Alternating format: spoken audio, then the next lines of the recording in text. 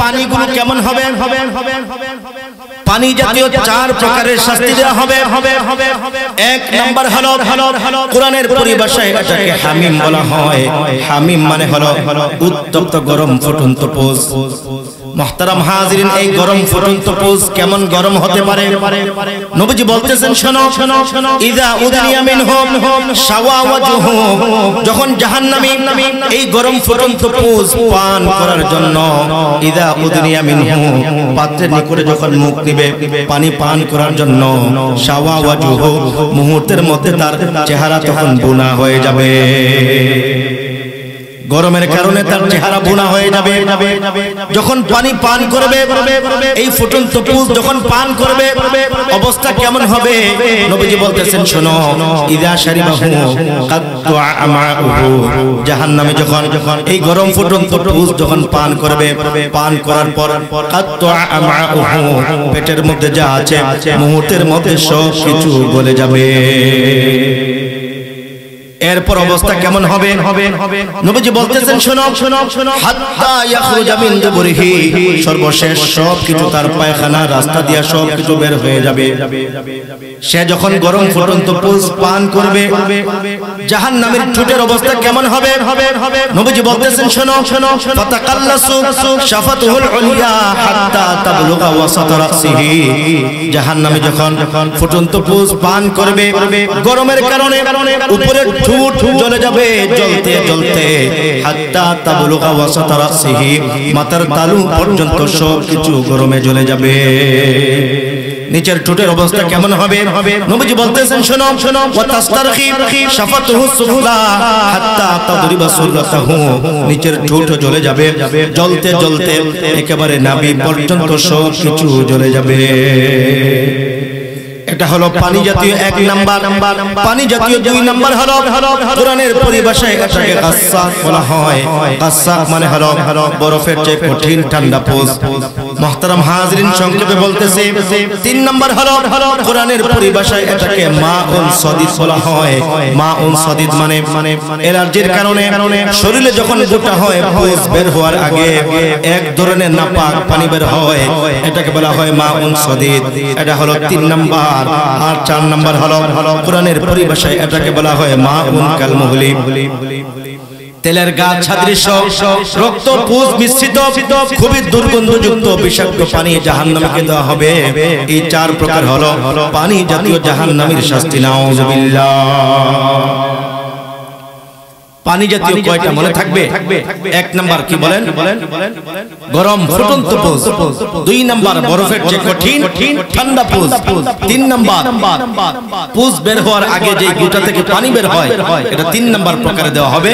আর চার নাম্বার হলো রক্ত পোজ মিশ্রিত তেলের গাছ সাদৃশ্য, তেলের ড্রামে যেমন নিচে ময়লাযুক্ত তেল থাকে না, এইরকম খুব গাঢ় ঘন দুর্গন্ধযুক্ত রক্ত পোজ মিশ্রিত পানি জাহান্নামকে দেওয়া হবে। আওয়াজ দেওয়া সকলে বলি নাউযুবিল্লাহ। এই চারটা মনে থাকবে। কিছু কথা আপনারা নিয়ে যাবেন বাড়িতে। আমি আপনাদেরকে মাঝে মধ্যে তাকরার করব। লাভ কি হবে? স্মরণ থাকবে। আর না হয় ওয়াজগুলো এখানে রেখে যাবেন। দাদা আর নাতি গেছে ওয়াজ শুনতে। কোথায়? ওয়াজ শুনতে গেল। রাত প্রায় 1টা হয়ে গেছে। বাড়িতে যাবে, মধ্যখানে একটা খাল পার হওয়ার জন্য নৌকা লাগে না? নৌকা লাগে, কিন্তু পথে নৌকা নাই। কি করবে? তো পানিতে নামতেছে আর দাদা লুঙ্গি উপরের দিকে উঠাচ্ছে। উঠাতে একেবারে কোমর পর্যন্ত। নাতি বলতেছে, দাদা একই করতেছেন, লুঙ্গি একেবারে কোমর পর্যন্ত উঠাইছেন। আজকে হুজুর ওয়াজ করেছে, হুজুর বলেছে পুরুষের সতর নাভি থেকে নিয়ে হাঁটু পর্যন্ত আপনি লুঙ্গি একেবারে কোমর পর্যন্ত উঠাইছেন। তখন দাদা বলতেছে, আরে নাতি, তোর বাপের জন্মের আগে থেকে আমি ওয়াজ শুনি। আমি হলাম ব্রিটিশ আমলের নিয়মিত ওয়াজের শ্রোতা। তবে আমি ওয়াজ শোনার পর ওয়াজ খালের এই পারে রাখি, খালের ওই পারে আমি ওয়াজ নিয়ে যাই না। খালের ওই পারে ওয়াজ নিয়ে গেলে আমল করা লাগে। তো আপনারা কি ওয়াজ এখানে রেখে যাবেন নাকি বাড়ি পর্যন্ত নিয়ে যাবেন? বাড়ি পর্যন্ত নিয়ে যাবেন, পারবেন না? এবার আসুন মুহতারাম হাজিরিন, খাদ্য জাতীয় কিছু শাস্তি রয়েছে। বলবো জাহান্নামীদেরকে এতক্ষণ শুনছিলাম পানি জাতীয়, এবার আসবে খাদ্যের পালা। খাদ্য জাতীয় 4 প্রকারের শাস্তি রয়েছে। এক নাম্বার হলো কোরআনের পরিভাষায় এটাকে দারিহ বলা হয়। দারিহ মানে আগুনের কাঁটা যুক্ত একটা ফল। দুনিয়ার কোনো সাধারণ কাঁটা নয়, আগুনের কাঁটা যুক্ত ফল। আল্লাহ রাব্বুল আলামিন বলেন তুসকামিন আইনিন আনিয়া লাইসা লাহুম তুআমুন ইল্লা মিন দারিয়া। জাহান্নামীদেরকে উত্তপ্ত গরম ঝর্ণা থেকে তাদেরকে পানি পান করানো হবে। এরপর বলতেছেন লাইসা লাহুম তুআমুন ইল্লা মিন দারিয়া, তাদেরকে শুধুমাত্র কেবলমাত্র খাবারের জন্য আগুনের কাঁটা যুক্ত ফল দেয়া হবে। আগুনের কাঁটা যুক্ত ফল হলো এক নাম্বার। দুই নাম্বার হলো কোরআনের পরিভাষায় এটাকে কিসলিন বলা হয়। কিসলিন মানে জখমের পুঁজ। তিন নাম্বার হলো কোরআনের পরিভাষায় এটাকে জাকুম বলা হয়।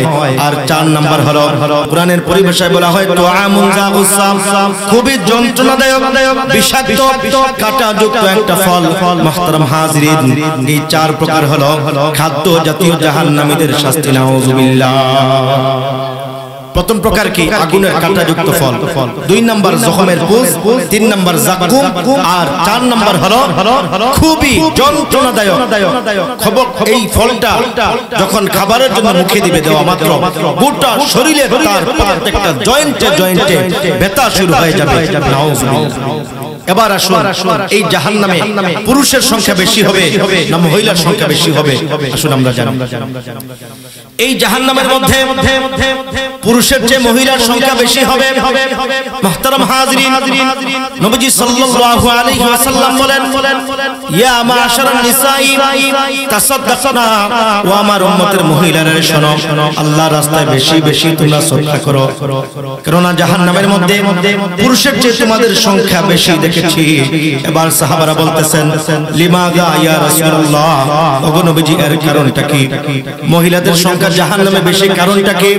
নবীজি বলতেছেন শোনো, 2টা কারণে। এক নাম্বার হলো তাকফুরনাল আশিরা, মহিলারা তাদের স্বামীর শুকরিয়া আদায় করে না, এটা হলো 1 নাম্বার। আর 2 নাম্বার হলো তাকসুরনাল লানা, মানুষকে কথায় কথায় লানত দেয়, অভিশাপ দেয়। এই 2টা কারণে মহিলার সংখ্যা জাহান্নামের মধ্যে বেশি রয়েছে। নাউযুবিল্লাহ। কয়টা কারণ? 2টা। প্রথম হলো স্বামীর শুকরিয়া আদায় করে না, সারা বছর সুখে শান্তিতে রাখে, একদিন যদি কোনো ব্যতিক্রম হয় সাথে সাথে স্ত্রী তার স্বামীকে বলে তোমার ঘরে জীবনে সুখ পাইলাম, বলে কি বলে না? এটা হলো না। 2 নাম্বার আরেকটা অভ্যাস হলো খুব বেশি মানুষকে লানত দেয়, অভিশাপ দেয়। কিছু হলেই তোর উপর আল্লাহর গজব পড়ুক, তোর উপর আল্লাহর ঠাডা পড়ুক, তোর ব্যবসা নষ্ট হবে, তোর ফসল নষ্ট হবে, তোর সন্তানের ক্ষতি হবে। এই অভিশাপ দেয় কি দেয় না? এরকম যারা করে তাদের স্থান হবে জাহান্নাম। আওয়াজ দিয়ে সকলে বলি নাউযুবিল্লাহ। অনেক মহিলারা টেনশনে আছেন, তাহলে আমরা কি জান্নাতে যাব না? যাওয়ার সহজ উপায় কি বলবো? যাওয়ার সহজ উপায়টা বলবো, জান্নাতে যাওয়ার। নবীজি সাল্লাল্লাহু আলাইহি ওয়াসাল্লাম বলেন কোন মহিলা যদি 4টা আমল করতে পারে আল্লাহর তৈরি জান্নাতে চলে যাবে, তাদের কোনো কষ্ট হবে না। 1 নাম্বার হলো আল মারআতু ইযা সাল্লাত খামসাহা, আল মারআতু ইযা সাল্লাত খামসাহা, কোন মহিলা যদি নিয়মিত 5 ওয়াক্ত নামাজ যদি আদায় করে, এটা হলো 1 নাম্বার। আর 2 নাম্বার হলো ওয়াসামাত শাহরাহা, রমজানে রোজা রাখা। 3 নাম্বার হলো ওয়া হাফিজাত ফারজাহা, নিজের শরীরের হেফাজত করা, নিজের লজ্জাস্থানের হেফাজত করা। আর 4 নাম্বার হলো ওয়া আতাআত যাওজাহা আও বা'লাহা, নিজের স্বামীর খেদমত করা, স্বামীর সেবা করা। এই 4টা আমল কোন মহিলা যদি অর্জন করতে পারে, নবীজি সুসংবাদ দিয়ে বলতেছেন শোনো ফাতাদখুলু মিন আইয়ি আবওয়াবিল জান্নাতি শাআত, জান্নাতের 8টা দরজা রয়েছে, ওই 8টা দরজার যে কোনো দরজা দেয়া তারা জান্নাতে প্রবেশ করবে। জুড়ে জুড়ে বলি সুবহানাল্লাহ। 4টা আমল মনে থাকবে, নিয়মিত 5 ওয়াক্ত নামাজ পড়া, 2 নাম্বার রমজানে রোজা রাখা, 3 নাম্বার নিজের লজ্জাস্থানের সতীত্বের হেফাজত করা, এটা হলো তার স্বামীর আমানত। পরকিয়া করা যাবে না, পরকিয়া করলে জিনা ব্যভিচার করলে কি কঠিন শাস্তি হবে একটু পরে আপনারা শুনতে পারবেন। আর 4 নাম্বার হলো ওয়া আতাআত যাওজাহা, নিজের স্বামীর খেদমত করা লাগবে, সেবা করা লাগবে।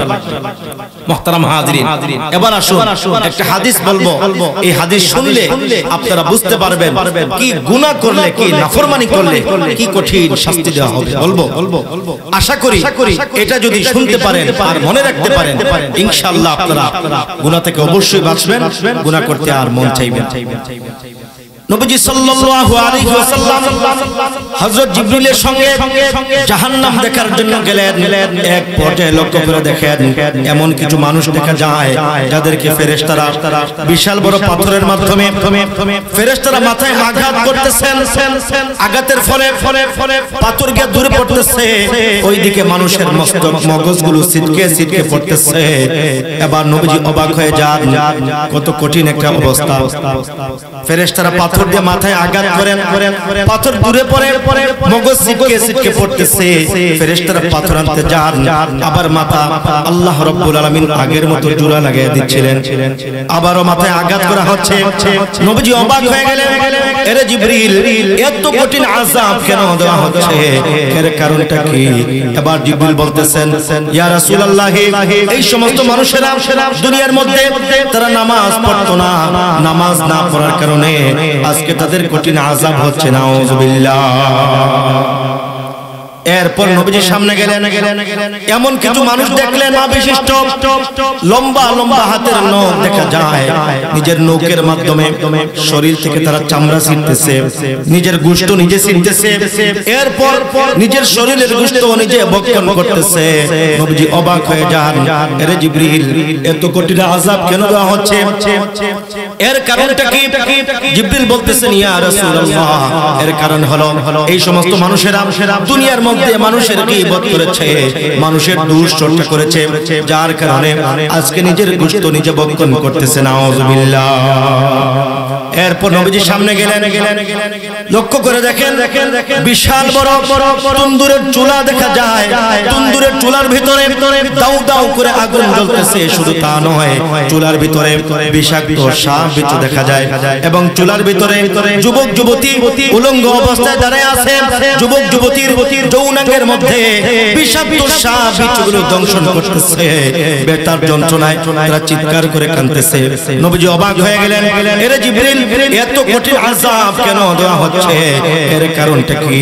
এবার জিবরিল বলতেছেন, ইয়া রাসূলুল্লাহ, ওগো নবীজি, এই সমস্ত যুবক যুবতী দুনিয়ার মধ্যে তারা জিনা ব্যভিচার করেছে, যার কারণে আজকে তাদের এমন কঠিন অবস্থা হয়ে গেছে। নাউযুবিল্লাহ। এরপর নবীজির সামনে গেলেন, এমন কিছু মহিলা দেখা যায়, মহিলারা উলঙ্গ অবস্থায় জাহান্নামের আগুনের মধ্যে দাঁড়ায় আছে, এবং ফেরেশতারা বড় বড় বর্শা নিয়ে তাদের স্তরের মধ্যে লাগায়া কাবাবের মতো আগুনে তাদেরকে ঘুরাচ্ছে। এত কঠিন আযাব, এরে জিবরিল, এর কারণটা কি? এবার জিবরিল বলতেছেন, ইয়া রাসূলুল্লাহ, এই সমস্ত মহিলা দুনিয়ার মধ্যে তারা বেপরদা চলাফেরা করেছে, যার কারণে আজকে তাদের কঠিন আযাব হচ্ছে। নাউযুবিল্লাহ। মহিলারা তাদের সৌন্দর্য প্রদর্শন করত, মানুষকে, পর পুরুষকে, বেগানা পুরুষকে তার প্রতি আকৃষ্ট করত। আজকে আমাদের সমাজে আমাদের মা বোনেরা এতটা তাদের অবক্ষয় হয়েছে, এতটা কঠিন অবস্থা। বিয়ের অনুষ্ঠান, খতনার অনুষ্ঠান, ওলিমার অনুষ্ঠান, প্রত্যেকটা অনুষ্ঠানে প্রতিযোগিতা শুরু হয়েছে, কার চেয়ে কে বেশি সুন্দর করে সাজবে। 5,000 10,000 টাকা নিয়ে পার্লারে সাজতেছে। কারণটা কি? অন্য মানুষকে তার সৌন্দর্য দেখাইতে চায়। ও মা বোনেরা, আপনাদেরকে আমি বলতেছি, শুনুন, 5,000 টাকা দিয়া মানুষকে দেখাচ্ছেন না, বরং জাহান্নামের আগুন আপনারা ক্রয় করতেছেন। কথা বলুন ঠিক কিনা? এই জন্য সতর্ক হওয়ার প্রয়োজন আছে না নাই? আরেকটা হাদিসে পরিষ্কার রয়েছে, নবীজি দেখেন এমন কিছু মহিলা তাদের চুল চুলের মধ্যে বেঁধে লটকাইয়া তাদেরকে কঠিন শাস্তি দেওয়া হচ্ছে, তাদেরকে জাহান্নামের আগুনে জ্বালানো হচ্ছে। চিন্তা করেন, যদি চুলের মধ্যে বেঁধে লটকানো হয় কি একটা কঠিন অবস্থা, নিচে আবার জাহান্নামের আগুন। তো কেমন আগুন? আগে বলেছিলাম 3000 বছরের প্রজ্বলিত কঠিন আগুন, তেজ, কত তেজ, কত পাওয়ারফুল আগুন। এই আগুনে জ্বালায়া কষ্ট দেওয়া হচ্ছে। কেন? জিবরিল নবীজিকে বলতেছিলেন, ইয়া রাসূলুল্লাহ, এরা চুল বের করে রাস্তায় চলাফেরা করেছে। এখানে অনেকে আছেন, আপনাদের মেয়ে আছে, আপনাদের বোন আছে, আপনাদের স্ত্রী আছে। কারো যদি এইরকম থাকে যে বেপরদা চলাফেরা করে, চুল বের করে চলাফেরা করে, আচ্ছা আপনার চোখের সামনে যদি আপনার মেয়ে আজকে যদি আগুনে পড়ে, আপনি কি সহ্য করতে পারবেন? আগুন দিয়ে যদি জ্বালানো হয়, আপনি বলবেন এর চেয়ে আমার মরাই ভালো। আমি যদি এর আগে এই কঠিন দৃশ্য দেখার আগে আমি যদি মরে যেতাম কতই না ভালো হতো। মুহতারাম হাজরিন, চিন্তা করেন, দুনিয়ার আগুনকে ভয় পান। এই দুনিয়ার আগুনের চেয়ে কত কঠিন আগুন জাহান্নামের আগুন। এই আগুনের মধ্যে আপনার মেয়ে, আপনার বোন, আপনার স্ত্রী, আপনার মা যদি বেপরদা চলাফেরা করে, অবশ্যই আগুনে জ্বলবে। সকলে সতর্ক করবো তো ইনশাআল্লাহ। এরপর নবীজির সামনে গেলেন, এমন কিছু মানুষ দেখা যায়, মানুষের পেট হলো বিশাল বড় মটকার মতো। শুধু তা নয়, পেটের ভিতরে বিষাক্ত অজগর সাপ দেখা যায়। পেটের ভিতরে অজগর সাপ মানুষকে দংশন করতেছে। নবীজি অবাক হয়ে গেলেন, এরে জিবরিল, এত কঠিন আযাব কেন দেওয়া হচ্ছে? এবার জিবরিল বলতেছেন, ইয়া রাসূলুল্লাহ, এই সমস্ত মানুষেরা দুনিয়ার মধ্যে হারাম ইনকাম করেছে, তারা ঘুষ খেয়েছে, যার কারণে আজকে কঠিন অবস্থা হয়ে গেছে। নাউযুবিল্লাহ। এরপর নবীজির সামনে গেলেন, এমন কিছু মানুষ দেখা যায়, সামনে বিশাল বড় রক্তের সাগর, রক্তের সাগরে মানুষ সাঁতার কাটতেছে, হাবুডুবু খাচ্ছে। তারা সমুদ্রের কিনারায় আসতে চায়, কিন্তু যখনই সমুদ্রের কিনারায় আসবে এমন সময়ে ফেরেশতারা বললাম যে আঘাত করতেছেন, আঘাতের ফলে আবার তারা মধ্যখানে চলে যায়, আবার তারা কিনারায় আসে, আবার আঘাত করা হয়। এত কঠিন আযাব, এর জিবরিল কারণটা কি? এবার জিবরিল বলতেছেন, ইয়া রাসূলুল্লাহ, এই সমস্ত মানুষেরা দুনিয়ার মধ্যে সুদি কারবার করেছে, যার কারণে আজকে তাদের কঠিন অবস্থা হয়ে গেছে। নাউযুবিল্লাহ। সুদ সম্পর্কে কয়েকটা হাদিস বলবো। অনেকে কষ্ট পাইতে পারেন যে হুজুর কেন সুদের ওয়াজ করতেছেন। মুহতারাম হাজিরিন, জানি না আমি আগামীতে আসতে পারবো কিনা, হতে পারে জীবনের শেষ মুলাকাত আপনাদের সাথে। আমাকে তো আমার দায়িত্ব সম্পর্কে জিজ্ঞেস করা হবে। গিয়েছিলে কথা বলতে, সত্য কথা তোমার জেহনে এসেছিল, এরপরও কেন বলো না? এজন্য আমি বলতেছি, কেউ কষ্ট নিবেন না। অনেকে আছে সুদের কথা বললে, যারা এলাকা মার্কা মারা, যারা পরিচিত সুদখোর, তাদের দিকে টার্গেট করে। আসলে বিষয়টা এমন না। সুদ এতটা ভয়াবহ, বাংলাদেশের অধিকাংশ মানুষ, কেউ জেনে, কেউ না জেনে, কেউ বুঝে, কেউ না বুঝে সুদি কারবারে লিপ্ত। কথা বলুন ঠিক কিনা? ব্যাংকে লেনদেন করতেছে, জানে না সে যে সুদি কারবারে লিপ্ত। সুদ হচ্ছে, গুনাহ হচ্ছে, আমরা জানি না। শুধু টার্গেট করি এলাকার পরিচিত যারা, তাদের। এইজন্য কয়েকটা হাদিস বলবো, আপনারা যেন সতর্ক হন। বলবো নবীজি সাল্লাল্লাহু আলাইহি ওয়াসাল্লাম বলেন, আর রিবা 70 হুবা, সুদের 70টা গুনাহ রয়েছে। এর মধ্য থেকে আইসারুহা, সর্বনিম্ন গুনাহ হলো আইয়ান কি রাজুল উম্মাহু, নিজের মায়ের সঙ্গে নিজে জিনা করা। নাউযুবিল্লাহ। 70টা গুনার সর্বনিম্ন গুনাহ হলো নিজের মায়ের সঙ্গে ব্যভিচার করা। এর উপরের বড় গুনাহগুলো কেমন হবে একটু চিন্তা করে দেখেন ও মুহতারাম হাজিরিন। এরপরে আরেকটা হাদিস হলো, নবীজি সাল্লাল্লাহু আলাইহি ওয়াসাল্লাম বলেন, দিরহামু রিবান ইয়াকুলহু রাজুলু আশাদ্দু মিন 36 জিনা। পুরো বান্দা যদি মাত্র 1 দিরহাম, 1 টাকা পরিমাণ কেউ যদি সুদ খায়, 36 বার জিনা করার চেয়ে মারাত্মক অন্যায় করলো। নাউযুবিল্লাহ। আরেকটা হাদিসে পাওয়া যায় নবীজি সাল্লাল্লাহু আলাইহি ওয়াসাল্লাম চার প্রকারের মানুষের প্রতি নবীজি লানত করেছেন। এর মধ্যে এক নাম্বার হলো লানা রাসূলুল্লাহ সাল্লাল্লাহু আলাইহি ওয়াসাল্লাম আকিলা রিবা ওয়া মুকিলাহু ওয়া শাহিদাইহি ওয়া কাতিবাহু। নবীজি সাল্লাল্লাহু আলাইহি ওয়াসাল্লাম বলেন এক নাম্বার হলো যে নিজে সুদ খাবে, দুই নাম্বার হলো অন্যকে যে সুদ দিবে, তিন নাম্বার সুদের যে সাক্ষ্য হবে, আর চার নাম্বার হলো ওয়া কাতিবাহু সুদী লেনদেন যারা লিপিবদ্ধ করবে। এই চার শ্রেণীর মানুষের প্রতি নবীজির লানত, কিয়ামত পর্যন্ত তারা সুখে শান্তিতে থাকতে পারবে না। সুখে শান্তিতে থাকতে পারবে চার প্রকারের মানুষ। এক নাম্বার যে নিজে সুদ খায়, দুই নাম্বার অন্যকে যে সুদ দেয়, তিন নাম্বার সুদের যারা সাক্ষ্য হয়। অনেক সময় বলে না এই আমি তোর 50,000 টাকা দিছি, তুমি সাক্ষী থাকবা, 5 মাস পর 1 বছর পর সে 50,000 দিবে, লাভ দিবে 5,000 বা 10,000 টাকা। সাক্ষী রাখে কিনা? যারা সাক্ষ্য হবে তাদের প্রতি নবীজির অভিশাপ। চার নাম্বার হলো যারা সুদী কারবার, যারা লেনদেনটা যারা লিপিবদ্ধ করে লিখে রাখে, তাদের প্রতি নবীজির অভিশাপ। নবীজির যেহেতু অভিশাপ, কিয়ামত পর্যন্ত তারা সুখে শান্তিতে থাকতে পারবে না। কথা বলুন ঠিক কিনা?